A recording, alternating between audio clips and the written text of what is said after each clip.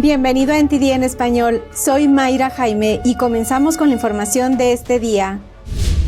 El presidente Biden firmó la Ley de Reducción de la Inflación, que representa la mayor inversión en materia de clima de la historia de Estados Unidos. Hay diferentes opiniones sobre si esto perjudicará o no a la economía.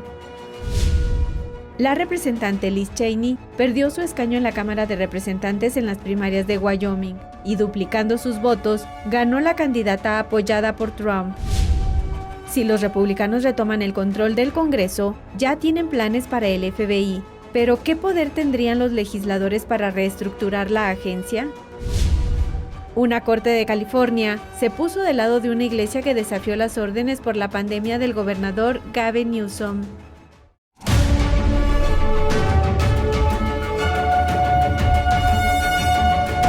Desde el primer día del presidente Biden en el cargo, los demócratas han aprobado cerca de $3.8 billones en proyectos de ley. La más reciente es la Ley de Reducción de la Inflación, que el presidente firmó ayer. Demócratas y republicanos están divididos sobre si todo este gasto ayudará o perjudicará a la economía. Tenemos más información. El presidente Biden logró una victoria el martes al promulgar una ley de salud, impuestos y clima. El proyecto de ley recaudará alrededor de $740 mil millones y gastará unos $440 mil millones. La ley de reducción de la inflación es una versión reducida del plan de Biden Reconstruir Mejor y representa la mayor inversión en materia de clima de la historia de Estados Unidos.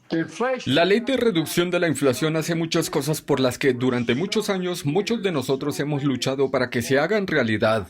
La administración dice que la ley reducirá el déficit y se pagará con nuevos impuestos, incluyendo un impuesto mínimo del 15% a las grandes empresas y un impuesto del 1% a la readquisición de acciones. Los demócratas utilizaron un procedimiento presupuestario para aprobar el proyecto de ley según las líneas del partido, con cero apoyo de los republicanos. Los demócratas están desastrosamente fuera de contacto con lo que realmente les importa a las familias americanas. Sus imprudentes impuestos y gastos lo demuestran. Algunos economistas han señalado su apoyo a la nueva ley, pero otros sugieren que no reducirá la inflación. Y la Oficina Presupuestaria del Congreso, que no es partidista, dice que de acuerdo con la ley, los estadounidenses de clase trabajadora tendrán que pagar miles de millones de dólares en nuevos impuestos. Mientras que los republicanos temen que los nuevos gastos e impuestos perjudiquen a la economía en medio de la inflación. Los legisladores demócratas ven la nueva ley como la última victoria para su agenda, que asciende a unos $3.8 billones en nuevos gastos en menos de 2 años. Los proyectos de ley aportan algunos ingresos para compensar el gasto, según el director de políticas de gobierno del R Street Institute, Jonathan Vidlac. Él dijo a Fox News que los republicanos también gastaron mucho durante el mandato del expresidente Trump, especialmente durante la pandemia del virus PCH. Pero a pesar de que las cosas están regresando a la normalidad, los demócratas no han frenado el gasto. Vidlac dijo, hay una diferencia entre gastar en el punto más alto de una pandemia, cuando básicamente estábamos viendo un descenso masivo de la demanda, contra gastar ahora, donde estamos viendo una especie de inflación desenfrenada. Ahora vamos con algunas actualizaciones sobre las elecciones en Wyoming que llamaron la atención por los resultados. La representante republicana Liz Cheney perdió ayer las primarias para la Cámara de Representantes. Cheney dice que le llamó a la candidata apoyada por Trump, Harry Heyman, para reconocer su derrota. Aquí está el discurso de Cheney. Ningún cargo en esta tierra es más importante que los principios que todos juramos proteger, y entendí bien las potenciales consecuencias políticas de cumplir con mi deber. Desde el 6 de enero digo que haré lo que sea necesario para garantizar que Donald Trump no vuelva a estar cerca del despacho Oval, y lo digo en serio. Posiblemente esté considerando una candidatura presidencial en 2024. Pero enfureció a los republicanos al instar a los demócratas de Wyoming y a los votantes no afiliados a cambiar su registro de partido y votar por ella. Es una de las 10 republicanas de la Cámara de Representantes que votó a favor de la destitución del expresidente Trump. También es la vicepresidenta del comité del 6 de enero y se comprometió a continuar su lucha contra Trump. Ella seguirá en su cargo en el comité hasta que se disuelva a finales de año. Trump y su equipo celebraron la derrota de Cheney y calificaron los resultados como un completo rechazo al comité del 6 de enero. Y Harriet Heyman, la vencedora de las primarias republicanas de este martes para el único escaño de Wyoming en la Cámara de Representantes, hizo una intensa campaña por el puesto durante los últimos 11 meses. Visitó repetidamente los 23 condados del estado. Tenemos más información sobre esta victoria. No hice esto por mi cuenta. Obviamente todos estamos muy agradecidos con el presidente Trump.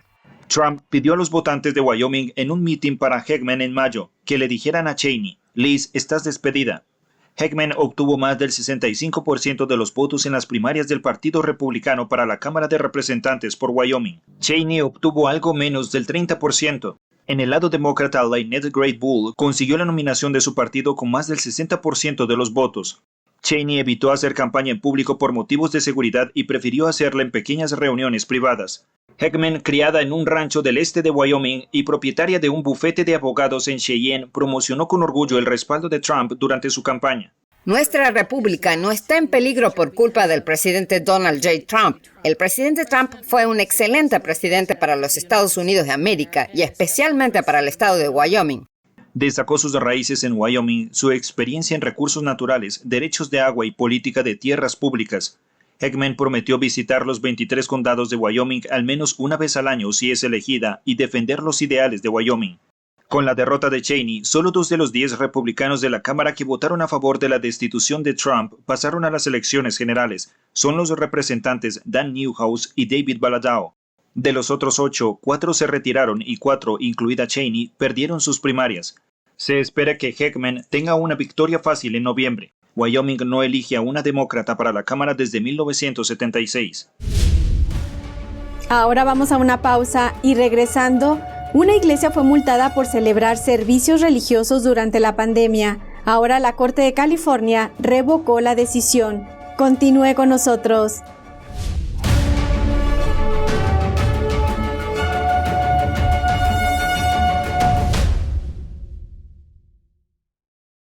La eterna belleza de la pintura realista al óleo. Magnífica, expresiva e inspiradora. El 6º concurso internacional de pintura figurativa de NTD. Guiado por la pura autenticidad, belleza y bondad.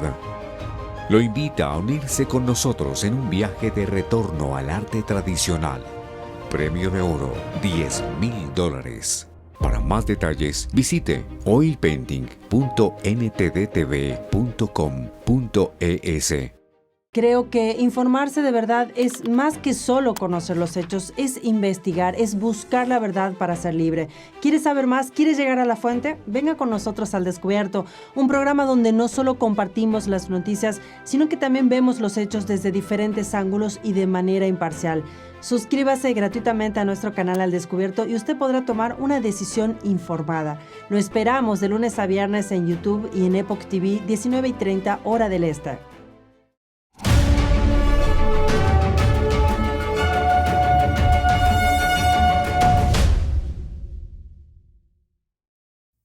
Los legisladores republicanos dicen que planean ir tras el FBI, esto si consiguen la mayoría en el Congreso.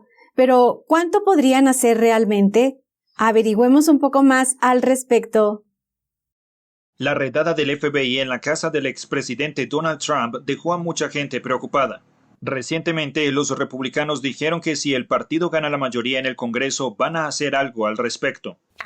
La mayoría republicana de la Cámara de Representantes no dejará piedra sin remover en lo que respecta a la transparencia y la rendición de cuentas sobre la descarada politización del Departamento de Justicia y el FBI de Joe Biden, que apunta a sus oponentes políticos. Mike Davis, fundador del proyecto Artículo 3 que defiende el Estado de Derecho, explicó que, según la Constitución, tiene que haber un juez independiente que firme la orden.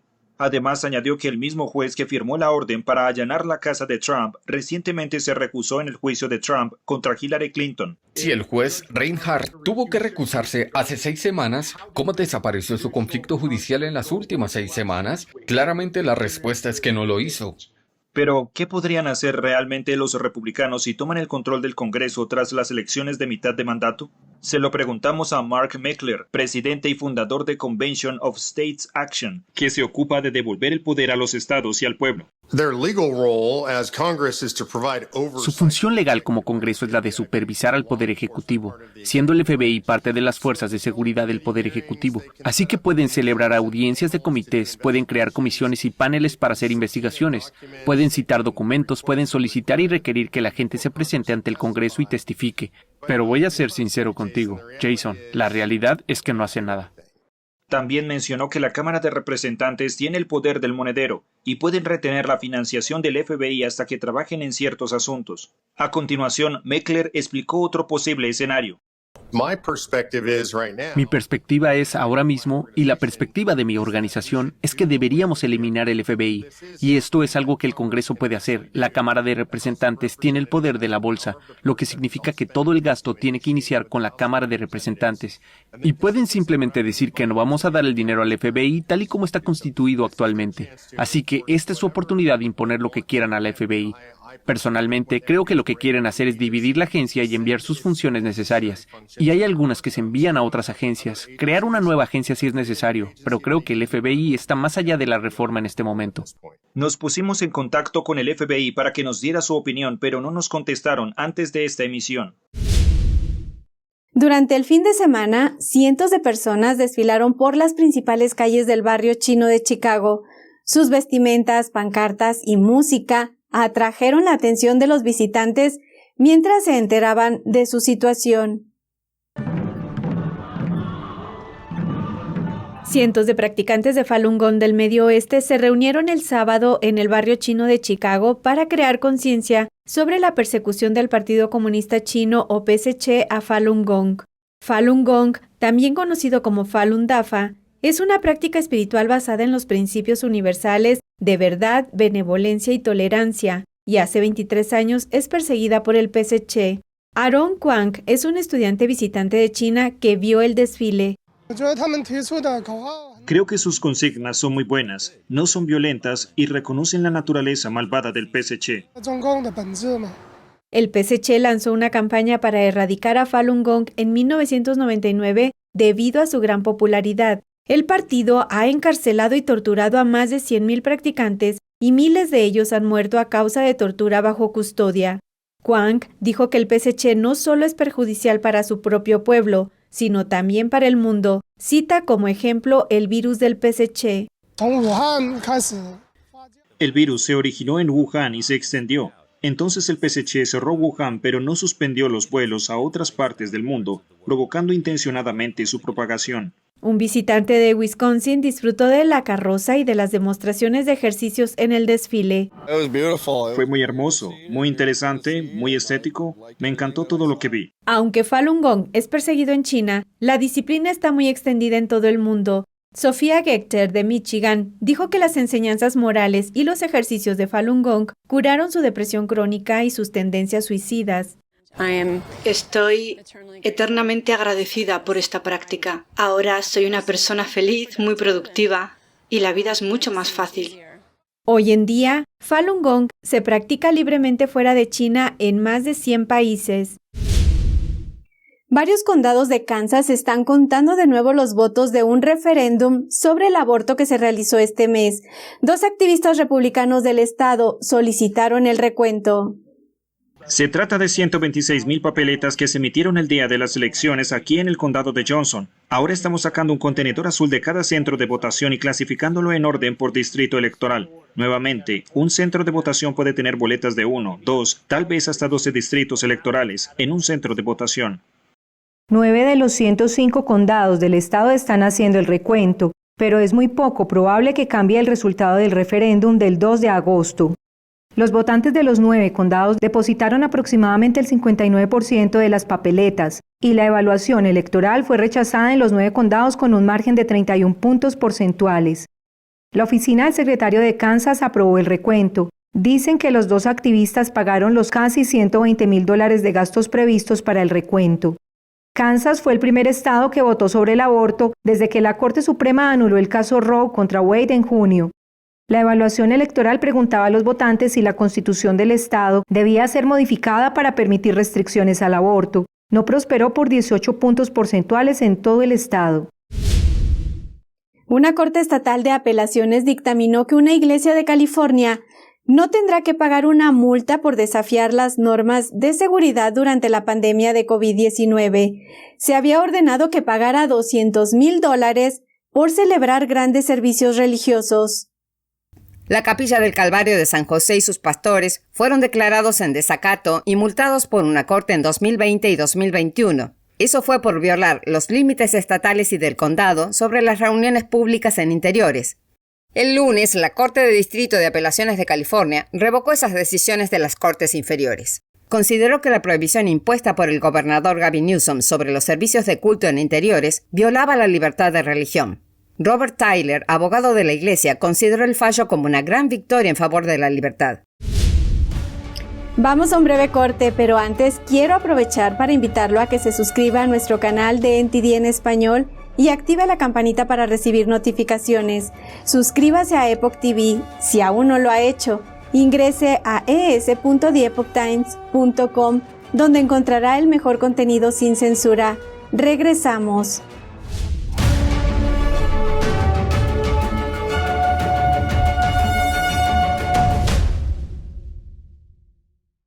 Saludos desde En Primera Plana de NTD, el lugar donde buscamos respuesta a tus preguntas, donde tocamos los temas que importan, que impactan nuestras vidas, y no solo vamos a tocar la superficie. Nuestra misión es que tú entiendas profundamente lo que está ocurriendo en nuestras comunidades. Estamos aquí para que no te pierdas lo importante. Míranos en YouTube y en Epoch TV de The Epoch Times en español de lunes a sábado a las 10:30 de la noche, hora del este. Te esperamos. Hasta pronto.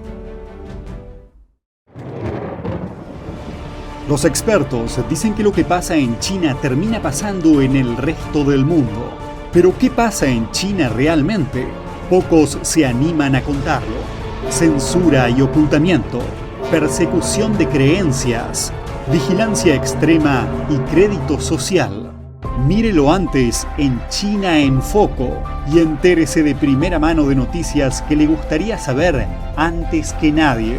Mírenos en YouTube y en Epoch TV del Epoch Times en español, de lunes a viernes a las 7 de la tarde, hora del este.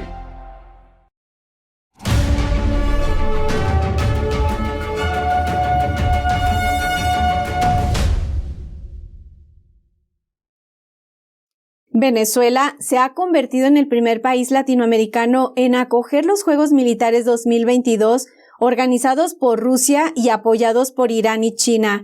La pregunta es, ¿qué hay detrás de estos Juegos y qué es lo que pretenden? Este fue el análisis de un experto en amenazas de seguridad en Latinoamérica, quien conversó con Pachi Valencia del programa Opinión Pública de The Epoch Times. El régimen de Maduro inauguró este lunes en Venezuela los Juegos Militares 2022, una competencia militar organizada por Rusia y donde participan Irán y China. José Gustavo Arocha, experto venezolano en seguridad nacional y miembro senior del Centro para una Sociedad Libre y Segura, dijo al programa Opinión Pública de The Epoch Times que Rusia creó los Juegos Militares en 2017 para mostrar su poder bélico en el mundo. Esto significa que por primera vez tenemos militares activos legitimados en la región. Es decir, tenemos militares activos en una competencia inicialmente con militares activos de China como observador este año, de Irán, de Rusia, de Bielorrusia, que hacen vida, compiten, pero recordemos que siempre todo comienza como un primer paso. Ahorita son juegos de la guerra, competencias.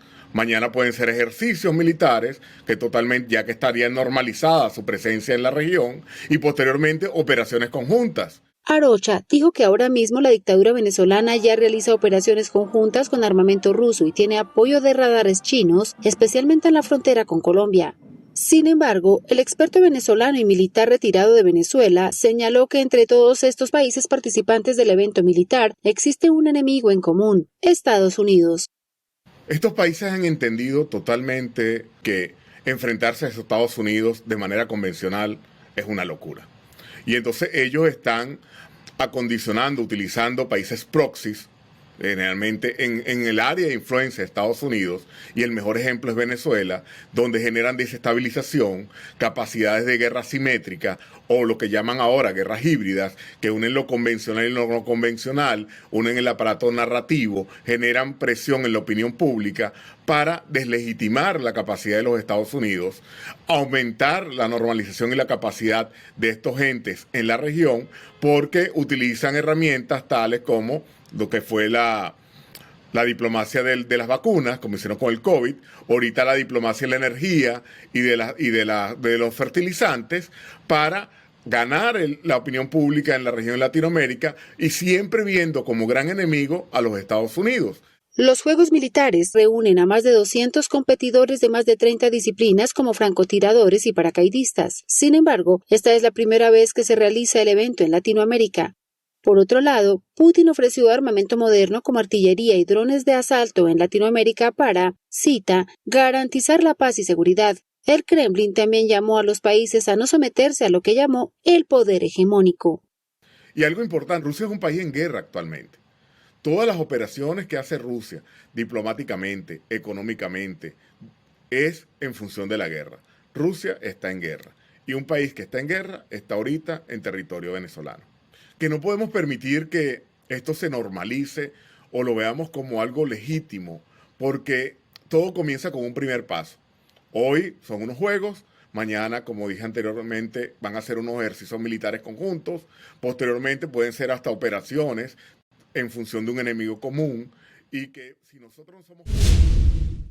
Activistas mexicanos están pidiendo a la ONU que declare un conflicto armado interno en México tras la ola de terror y violencia que se vive en las últimas semanas, mientras que el Ejecutivo señala que hay estabilidad en el país. Veamos los detalles.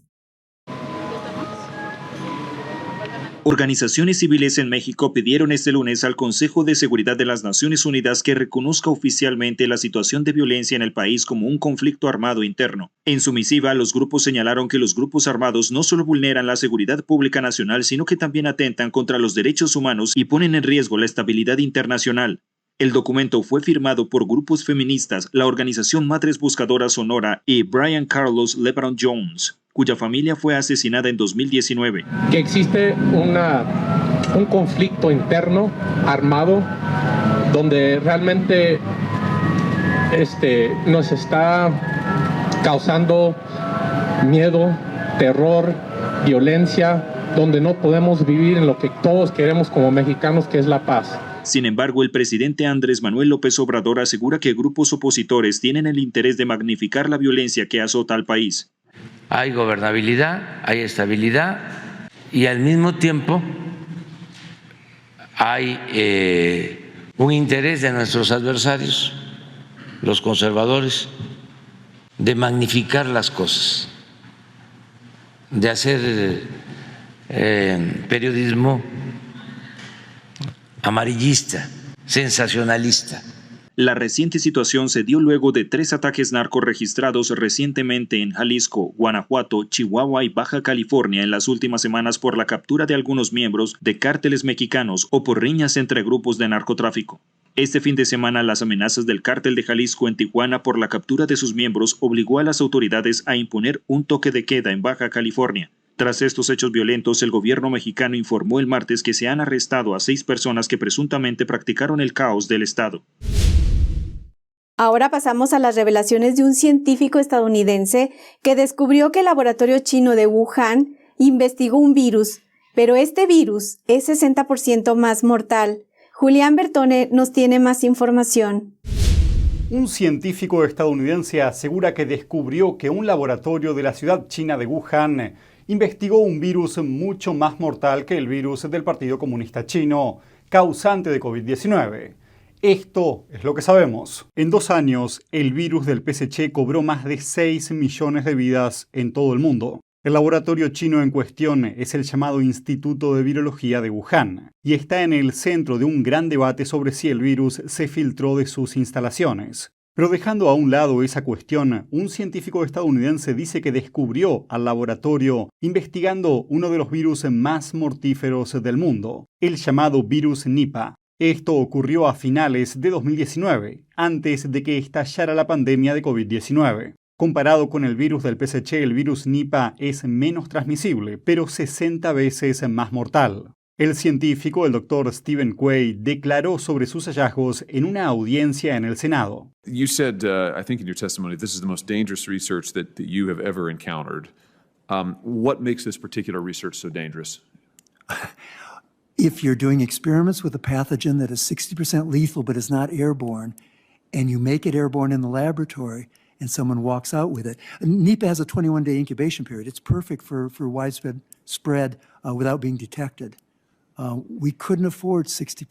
We can't afford 10% lethality. El laboratorio de Wuhan, al parecer, llevó a cabo una investigación para rediseñar al virus Nipah. They're manipulating it, which is not allowed by biological treaties. Además, el laboratorio de Wuhan no realizó la investigación en una instalación que cumpla con los requisitos de bioseguridad de más alto nivel. El Dr. Quay dijo que pudo detectar lo que ocurría en el laboratorio de Wuhan gracias a una gran cantidad de datos brutos hechos públicos por el laboratorio. Esta información hacía referencia a un proyecto de investigación diferente, pero Quay pudo identificar otras investigaciones que se estaban realizando en el laboratorio mediante un análisis forense. El descubrimiento de Quay se produce en un momento en que China acaba de descubrir un nuevo virus llamado Lanya-Enipavirus. Esta nueva infección está estrechamente relacionada con el virus Nipah y ya se está propagando. Los medios de comunicación chinos dicen que más de 30 personas en el norte del país fueron infectadas. Los expertos creen que la infección es letal, pero las autoridades chinas no informaron de ninguna muerte. Volviendo al virus Nipah en el laboratorio de Wuhan, el descubrimiento está suscitando preocupación en Canadá. El laboratorio de Wuhan recibió muestras del virus Nipah del Laboratorio Nacional de Microbiología de Canadá. El año pasado, algunos legisladores canadienses se preguntaron por qué el centro envió muestras del virus Nipah al laboratorio de Wuhan. Su director general científico respondió que el laboratorio canadiense envió las muestras a China después de que le prometieran que no realizarían ninguna investigación de ganancia de función. Este tipo de investigación implica la alteración de un virus para cambiar o mejorar sus funciones biológicas. Una científica china llamada Qiu Xiangguo organizó el envío de las muestras. En ese momento trabajaba en el laboratorio de Canadá. Meses después, Qiu fue despedida y detenida. Pero el gobierno canadiense se negó a decir por qué, alegando motivos de seguridad nacional. Gracias, Julián. Esto es todo por hoy. Los esperamos en esta noche con mi compañero Eduardo Zompa en nuestra emisión nocturna. Recuerden que la cita es a las 10 de la noche hora del este. Que tengan una excelente tarde.